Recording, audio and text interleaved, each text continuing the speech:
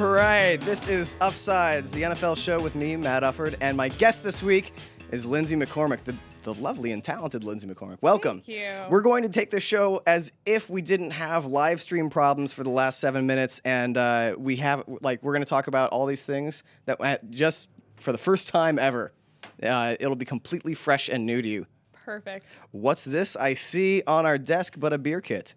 Yes, I brought a housewarming gift because you changed studios. We did. The old place was a dangerous fire trap that I believe has since burned down. I'm not sure. You're like the Jeffersons. You're moving on up. We are. This is a really nice new studio that we're in. Look at this guy. This is a really nice beer kit. It is. So it says, I made beer, and it was so easy. So I figure if this guy can make beer, if you can see him. Can you turn him to your camera can. a little bit? Yeah, or the wide. It looks like Al Gore. So if Al Gore can make beer like this, I think the people in SB Nation shouldn't have a problem. We've got some real dunderheads here. Why did I say dunderhead? Well, this will be a test. This will be like, are you smarter than a fifth grader? You have won their hearts forever with a beer kit. I actually gave up beer for Lent, so I'm back on the beer drinking wagon now. This is perfect. I fell off the wagon. It's so hard. I get my metaphors mixed up all the time. Listen, you've been on the show before. December was the last time you were on. What's been going on? What are you up to? Well, I continued writing for Esquire and Esquire.com. Yes, you got your the NFL column. Yeah. And we'll start that back up again when the NFL season starts. Okay. And then I've been doing a show that's on MSG Network and Fox Sports called Courtside Jones. It's an NBA documentary show. The Courtside Jones is we had Kenny Anderson in here for the Happy Hour show that Dan Rubenstein and I do together, and I brought up a different podcast and show that I like called the Basketball Jones. Yeah. And Kenny Anderson misunderstood me and said like how much he loved the Courtside Jones. Shout out to the Courtside Jones.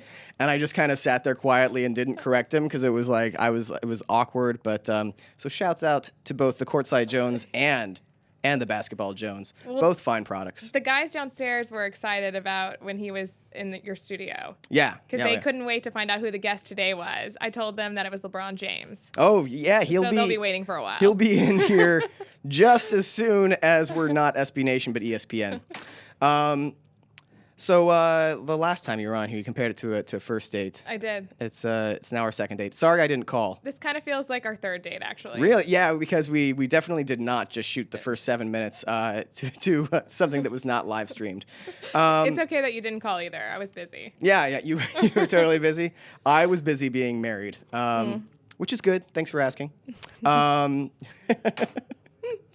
you're such a jerk. Let's go ahead, and I think we've established a warm rapport, some good banter. Yeah. Let's go ahead and dive into the NFL headlines. Okay. What do you have? Huge news.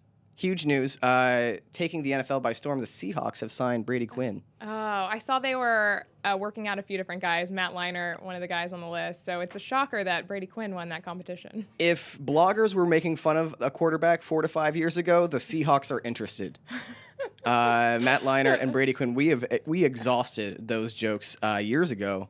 Although Brady Quinn had an impressive run, 8 starts in Kansas City last year. Yeah. He won one of those games. Oh, one game. Yeah. Well, my most memorable moment for him was that press conference in Kansas City. What happened to the press? I don't recall. after his teammate committed suicide. Oh. Then he was the guy they put at the podium, and he just gave this amazing speech. That's right. Yeah. It was like the best thing that Brady Quinn's ever done. In the NFL, yeah. Oh my gosh, I'd forgotten all about that. Just because I'm not used to associating Brady Quinn with positive memories. Or with standing in front of a podium after a game.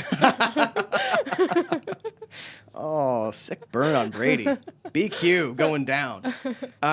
Also, we're just going to run through some headlines here. Okay. The Pats wide receiving core Yeah, they need another one, I think. is looking plus stuff. Well, they're Emmanuel Sanders. They're stealing him away from the Steelers unless they match the one-year offer sheet. Yeah. So I think it looks like Manny Sanders is going to be. So they'll have him, Amendola Until he gets hurt.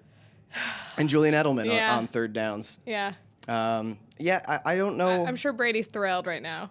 Yeah, you know what? I think that between if Amendola stays healthy, he's obviously not as tough as Welker. Right. But if Amendola stays healthy and you've got the burner in Sanders, Yeah, that's still a dangerous team. I They've just still don't- got Aaron Hernandez, still got Gronk. I just don't think anyone will have the type of chemistry that Tom Brady and Wes Welker had. No, you can't replace that. No. Those two are magic. They were great. I would. There should be more stories about like them being on like road trips together. I don't know what I'm talking about. I don't know if they went on road trips together though. In my mind, they did. Both their families. That's how packed they had. up the van. That's how they had such fantastic chemistry. Was because of their their trips. Their hijinks together.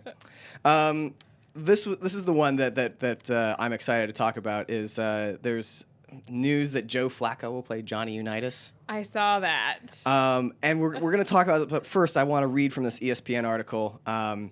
The movie Unitas We Stand. Yes.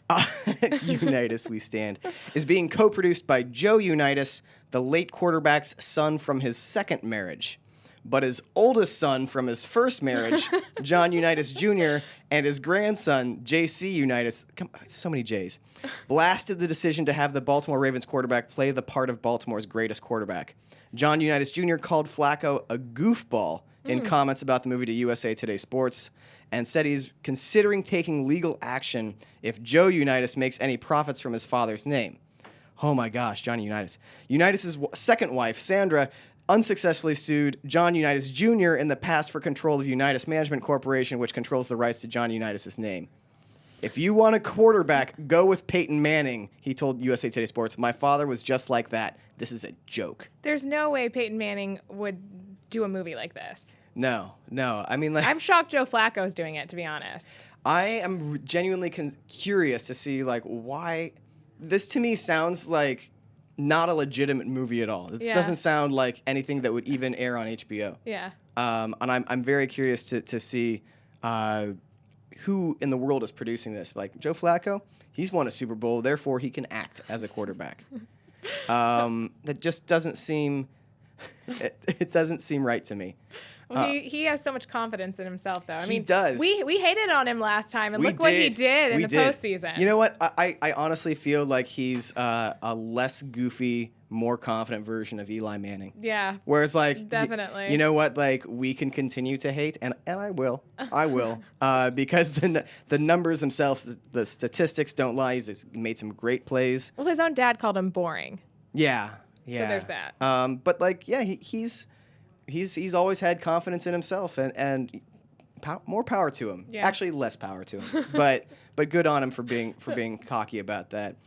Some Twitter news. What's been happening on Twitter? Stevie Johnson, you've got this. What did Stevie Johnson Yeah, he tweet? came out and said something about North Korea. If you're going to bomb something, you might as well bomb Foxborough. So kind of a jab at Pats fans. He does that on the regular. Like, he very openly hates the Patriots. Yeah. As I think a lot of players in the AFC East do. Like, they're like, because if the Patriots beat you twice every year, I think it's fair to hate them. Well, then he took the tweet down and he apologized to Pats fans, and he's like, "You guys know like you." I just like it when pro athletes weigh in on North Korea. Yeah. That's always a fun one.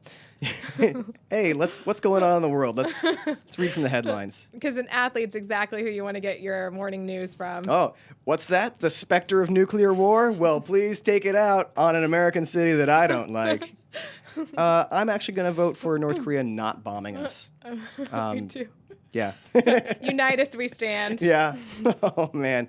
And then Dante Whitner of the 49ers. He got hacked. So he says. It's strange that his hacker would say F Namdi. Well, I mean, that's what mine said, too. Yeah, man. It's amazing how hackers just go off and, like, say just embarrassing things for you. Mm-hmm. I don't know. I don't know. Like, I feel like that's such the standard. I've said something wrong. Well, I'm gonna blame it on hackers, to the point that it's like crying wolf now. Where like it might even be true, and like there's just no way that it ever gets proven one way or the other. It's really frustrating. Well, I had to send my Twitter password and like username to someone because I had social media issues. So I emailed it, and that kind of makes me nervous to email information like that. So if I have a hacker, I can't wait to see what he's going to say in the next week. Oh, man. You probably should not have talked about that. I know. Scary. Well, at least I'm prefacing it with this. That way, if I do get hacked, you'll know I really did get hacked. All right. Okay. Well, So I have that on my side. I am also about to be hacked at any moment for the next time I say something really dumb. Let's get into we have segments. We have segments for the show. Let's talk worst of the worst. Can I get an intro graphic, please? Boom, there it is. Tell me about who do you think has had the worst offseason? Who needs to save their hides with the draft? With a great draft. I would say I'm anxious to see, not necessarily the worst, but I'm anxious to see what the Patriots will do in the offseason. Yeah, I mean, feel like they've had a pretty good offseason. They have, but I mean, look at the Niners, look at the Broncos, look at some of the other teams in Kansas City and the moves they've made. I'm anxious to see what the Eagles will do in terms of who they'll bring in, other than, I mean, they have Michael Vick, but I think they need some more talent. And then the Jets really haven't done much of anything either. No, they have not. Tebow's still on the roster. They brought in Garrard. Yeah. Don't really have. Still, they have their O-line issues. I would say that the Jets have had among the worst of the off seasons just by inaction. Yeah, and nothing in terms of receivers. Also, the Vikings are doing very, very little to improve their state of affairs. Not sorry. I mean, they were a playoff team. Yeah. Adrian Peterson is still amazing. Yeah. But when you have a really awful quarterback, and you're like, you know what? We're going to bring in Matt Castle. That'll solve the problem. Competition. The quarterback competition is going to re-enliven our franchise. And Adrian Peterson's pissed about losing Percy Harvin, too. Yeah, I saw that. Yeah. I feel like they're just kind of banking on Adrian Peterson to do all the work next season. Yeah. Hey, we're just going to snap it directly to Adrian Peterson and run the wing tee. Every single play. There are worse plans out there. Like, for example, you could be the Chiefs and never hand it to Jamal Charles. That's what they're good at. But the Chiefs had a good offseason. Alex Smith. Alex Smith, Yeah. and also addition Chase Daniel. Addition by subtraction, getting rid of Matt Castle. Yeah. I think they're still going to be kind of bad, though. Well, I think anything's an improvement from last season. And Romeo Crennel. Yeah. Dude had to go. Yeah, definitely. Dude should have never had the job in the first place. I think it can only go up for the Chiefs. And Alex Smith, I don't think that he deserved to lose his starting position last season. But I mean, look at Kaepernick. Yeah, I mean, something special. It's one of those things where like the numbers for Alex Smith were incredible, like higher than 70% completion. Yeah. The win-loss record. There was no reason that he should have started, except that if you had eyes and were watching Colin Kaepernick play, you're like, yeah, that guy should be starting. Yeah. So I'm interested to see what Alex Smith will do on a new team, fresh start. It took him like 7 years to like be a decent NFL starter. Mm-hmm. But Harbaugh does that. Harbaugh, yeah. So it'll be interesting to see what he does with someone without the Harbaugh influence. Yeah, I thought it was interesting that the Niners brought in Colt McCoy as the backup now to Kaepernick. Yeah, the Niners and Seahawks are both like, we're gonna go with that athletic quarterback who can run a little bit, and then bring in an interesting backup. Yeah, well, I mean, even Brady Quinn ran like a 4.79 at the. This was several years ago now, but his 40 time is well under 5. Mm-hmm. He's a pretty fast dude. He's big. I'm trying to find good things to say about Brady Quinn. I'm just hoping we never really see the backups except for in preseason. Yeah, just in general fan mode, I like. Yeah. As a Seahawks fan, yes, I do want Colin Kaepernick out for the entire year. But like as an objective football fan, like I want to see those two teams like doing their amazing style of play, and not have Colt McCoy be a starter in the NFL. At least not on a good team. I just really don't think he's gotten a fair shot yet. He didn't have enough talent around him with the Browns. True. No, there's never enough talent in the Browns. and whatever talent they do have is cursed forever.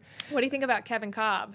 No. I think that he would be excellent if he were in a different job besides playing football.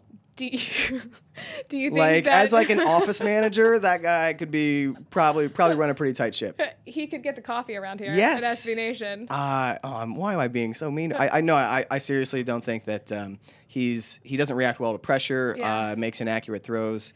Well, he came out and said that he thinks that he went to the Bills because he thought that would be his best shot at winning a Super Bowl. I think you have to make the postseason first. Oh, but his contract looks more like a backup quarterback's contract with only $1 million guaranteed as opposed to a starter. So I think they're going to bring in someone else. Really? They've draft got someone. Tavares Jackson as well on that roster. Man, God. Maybe Geno Smith. I think that I do think that the Eagles could go for Geno Smith. Yeah, I do too. That's what the.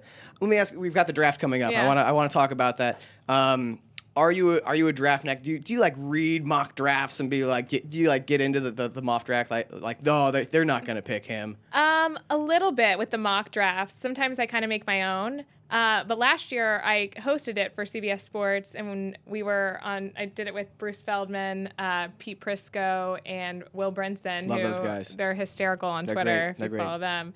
But so I got really into it last year because I had to. I had to know all the guys. I watched film on everyone. This year I'm starting to do that again as the draft's nearing closer to us. But what were some of your better moments from the draft? Did you interview guys? What were you? Tell me about your experience. We were in the studio. Okay. So I got to go to some of the events leading up to the draft, and I got to meet with RG3, who we is... got the EA yes, Sports. that's where I met him. Yeah. That's where Dan Rubenstein interviewed him for the first time, too. Yeah. He was extremely well-spoken. Yeah, he's just an awesome dude. Yeah. It's hard to hate on him. There's nothing to hate. No. I just hope he gets healthy, and I hope he stays healthy. That's Redskins fans, I feel like, are pushing him to like get back for day one. Yeah. That's a pretty fast timeline for tearing a bunch of ligaments in your knee. Yeah. So we'll see about that. But I don't know. I don't get into the mock drafts. If I were to write one myself, I would get like 2 picks in and be like, I'm exhausted. Well, last year was so exciting because you had all these quarterbacks. This year it's just like so many defensive players. The first guy is probably going to be an offensive tackle that goes. It won't be like where you had RG3 and Andrew Luck and that was very much the splashier names. Yeah. I'm amazed constantly that this is something that NFL fans watch, and I watch like the first round because every other NFL fan I know is watching it, and I want to be like, but I as a visual event, as a viewer, I'm confounded that people tune in for names to be read. Yeah. And an instantaneous analysis. I'd rather just like have a nice weekend outside and then come back on like on Sunday morning, look at the entire draft like 1 through 7. Yeah. Like I'd rather like it's like rather than it's like Christmas morning, rather than opening your presents one by one, you would rather just have them all at once or have them all I mean like here's what it's like. You open up the biggest present, and then you're like, let's go to Chris Berman for analysis of how the like, and Berman's like, well, this Christmas is going pretty well so far. This I'd say an A on that present. We'll see how the rest of the Christmas morning goes. And it's just like, no, like enjoy the whole thing. And generally, you know who the first 3 are always going to be. Yeah. So it's never a surprise. Yeah. Well, I just want analysis to be measured and timely, and so this whole thing where like. This is the C- draft so far, and then like judging after like a single pick. Yeah. It's like I get upset at like television critics who like criticize a single episode of television instead of like the whole season. Like you don't know what's gonna happen. Maybe it's gonna get really good. Like maybe that's a key plot point that's gonna happen. I don't know. I'm as a patient person, I don't really fit in with the 21st century model of media criticism. This is kind of off topic a little bit, but okay. I want to know your thoughts on this because I know you covered reality TV for a while. I did. What do you think about Ryan Lochte's new show? Oh, on E. What's that called? What would Ryan Lochte do? Pretty original name. I'm anxious to see how they're going to fill 30 minutes to an hour of content. That guy has an empty head. He can barely I'm amazed that they taught that they shaved an ape and taught it English. Like that's. Wait, they do that? Is that in the previews? I know that's just what I think he is. Like I was giving him the benefit of the doubt on that one. He is. I really do think that you could give him like a simple arithmetic problem and come back in 6 hours, and he'd still be staring at it. Well, that may be episode 2. Oh, We just have to stay tuned. Stay tuned as Ryan Lochte works on 3 + 8. No, I will not be watching. I'm not a big reality TV person. I admit that I watched a little bit of The Bachelor. Oh. You did? I did, yeah. No, it's like one of the few things that my wife and I can like watch together. Like because a lot of the dramas that I watch, she has an early bedtime because she's a teacher. So a lot of the dramas that I like watching are after she goes to bed at like 10 o'clock. Yeah. And like she likes the Kardashians, and I can't be in the same room as that show because it drives me insane. I saw a few episodes when they had Reggie Bush on it back in the day, and then Chris Humphries on it, just because it was my job. Oh yeah. Oh sure. You didn't enjoy it at all. No, I didn't. Strictly for work. Yeah. But I haven't watched it in seasons. I'm going to tell you something. You've missed nothing at all. I haven't? Your life is richer without it. Man. So I getting back to the NFL draft. Okay. That was a lovely tangent, but I'm just amazed. Not just people who tune in, but the fans who attend the draft. Like wear a jersey to represent let's say the Jets, just so they can boo the first round draft pick, because like this is what we do. We boo whoever it is. Well, and they stand around the corner from Radio City Music Hall for hours. Days before. And trying to get tickets. It just blows my mind. Like you're just sitting there, and I've talked to guys. I covered it years ago for AOL when I was much younger, and I talked to like these fans that were just like amped up on like Red Bull and vodka. Like they had slept like 2 hours. They've been in New York City, just like standing on 42nd Street, 6th Avenue, whatever, and we're just excited to get in there and cheer for names to be read. See, I loved the draft that happened when the NFL lockout was going on. Oh. And that was the one when Cam Newton was the first draft pick. The boos rained down on Goodell. On Goodell. That's the one. I love the booing of Goodell. That's my favorite part of the draft every year. I love when the draft has storylines associated with it. Yeah. This one I don't feel like does. So, I mean, Matt Barkley a little bit. There's a few, but it's not as exciting for it's me. There's not really the splashy names. I also again, Seahawks fan. Like the Seahawks have had a very good offseason. Yeah. They don't have huge glaring needs, so Yeah. I'm not like, oh man, I hope we get this guy. I hope we get hope we get the outside linebacker. Well, I mean, like The outside linebacker. I hope that there's some depth on the offensive line after the draft, and it's just like. And not how too many exciting. of the guys? It's rare that a guy comes in and makes an immediate impact. I mean, a Cam Like Newton. you're Russell Wilson. Yeah, like a Russell Wilson. Yeah. The quarterbacks generally do, but other than that, like look what Stephen Hill did this year. He didn't. I don't know who that is. Stephen Hill, the wide. Okay. I do not know who that is. I screamed at my TV so many times from all the drops. You're a Houston gal. Yeah. Texans are your hometown team. Yeah. Let's talk about them. How's their offseason going? Oh, not too bad. They signed Ed Reed. I think he's still got some gas in the tank. I do too. He may be immortal. Yeah. I'm excited to see what he's going to do with the Texans. But we said Connor Barwin, they let go. Yeah, that he went to the Eagles last week. Are you bummed about that loss? He's a good outside linebacker, DN sort of guy. A little bit, but the Texans have always made really smart moves in the offseason. And then the draft, the past few years, I've been amazed what they've done in the draft. Yeah. I think they need to bring in another guy to kind of complement Andre Johnson or someone to eventually. I really think, and this is Andre Johnson's 11th year in the NFL. Like someone who can eventually take over for him. Exactly. I mean, they need a burner. You're not going to find an Andre Johnson because he's so rare. Yeah. But someone who can eventually come close to that. They need an opposing threat that's more that's better what they've got now. Yeah. What about Matt Schaub? He's going to be 32 this year. See, he's the one. I read somewhere where he came out and said after going on vacation and reviewing film and getting some time away after the season ended, he realized that just the team as a whole needed to be more consistent at the end of the season. And I'm thinking like that was my big knock on the Texans at the very end of the season was that he specifically needed to be more consistent. Yeah, the team. And by the team, I mean myself. You. Yeah. So I don't think I just think the rest of the team is so strong that he's one of the weaknesses. I just think he's an average quarterback. It's one of those things where, the run game is so strong. Yeah. Arian Foster's incredible. That it's like, I hate to have like the stupid mainstream media discussion, but like he gets the title of the dreaded game manager. Yeah. You know, like he's not gonna win the game for you. Yeah. And when you've got weapons like Andre Johnson, you should be a little better, I think. Yeah. No, I think that obviously this isn't the draft to do it with to get that replacement, but the Texans.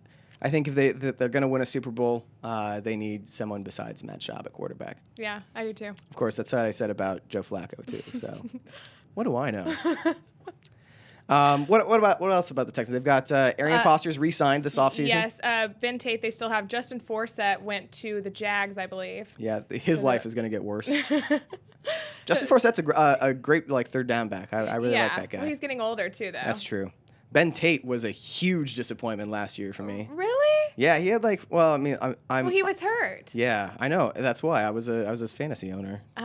He went to Auburn with me. Oh yeah. Yeah. Are you guys pals? Well, we graduated together and we had classes together. So you're not pals? Oh yeah. I mean, I'm not. Yeah, we're good friends. I could call him up and yell at him if he wrecked my fantasy team, but I wouldn't do that. Well. Oh, next time we talk to him, we'll be like, come on, be healthier. I was bummed about that. Man, and let's see. We're gonna roll in. I'm gonna want to talk about one little thing about Auburn because they were in the news last week. I saw that for two different reasons. Yeah, the first was the Selena Roberts article. Yes. And she doesn't work for the New York Times anymore. It seems like there's a good reason for that. Didn't she? She worked for Sports Illustrated and the New York Times. But I don't think she's worked for either since 2008. Yeah, and it seems that the fact checking and the reporting. Well, her one source was the guy who was in trouble for armed robbery and got kicked off the team. Yeah. And then she called all the other players and tried to get them to confirm what this one guy had said so that she would have more legit sources, and they never did. But yet she still went on to report it. And she even had a conversation with one of the guys, and he said to her, like, that was taken completely out of context. That's not what I said. And she said, I know there was a big misunderstanding, but she still continued to print it. I think she graduated from Auburn. Oh, man. Auburn football completely on the up and up. I'm glad that we have established that. Definitely. I don't know about that, but at least we're still in the SEC. Yeah, hey, there you go. Let's close the show with Fumbler. Take a little fun side, a look at the fun side of the internet. This is Sean Witherspoon, guest bartending in Missouri, I think. Shirtless, flipping the double bird. Oh. There you go. This was unearthed by BustedCoverage.com. They find a lot of stuff online. They do some trolling. That was at the Campus Bar and Grill in Missouri. I mean, why wouldn't it be? And I like that. Like several years removed from college, Sean Witherspoon's still going back to party with like. Well, so was Big Ben. Oh my gosh, man! It's just like I went back to my school like once. Like 7 months after I graduated, and like haven't been back since. I go back every year for either the Iron Bowl. Well, during the national championship that season, I went back for 3 or 4 games. Well, yeah, you have a reason to go back. A football team worth cheering. I went to Northwestern, so it's not really an issue. I'm like, do I want to go to Chicago? And I'm like, it's already cold there, so no. But yeah, no, it comes down to like, is there a good excuse to go there? Yeah. And I have yet to have one. Well, now we can't even roll tumors because the trees are almost officially dead. Did you say tumors? Tumors Corner. Oh, I thought. The trees. Yeah, right. Sorry, I was.